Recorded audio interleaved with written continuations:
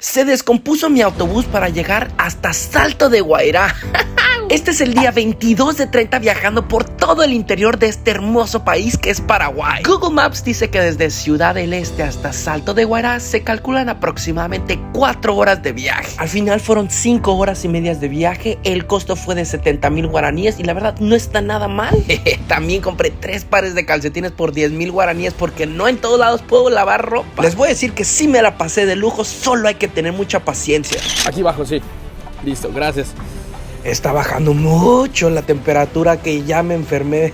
Pero aquí te va la parte hermosa de la historia. Este grupo de motociclistas es llamado Maizón aquí en Salto de Guairá. Son un grupo muy unido como una familia y se juntaron en la bodega 7 en Salto de Guairá para cocinar un rico pescado. Hay un mexicano llamado César, le dicen chamaco. La leyenda cuenta que este compadre venía por 3 días a Salto de Guairá y se ha quedado a vivir aquí por 5 años.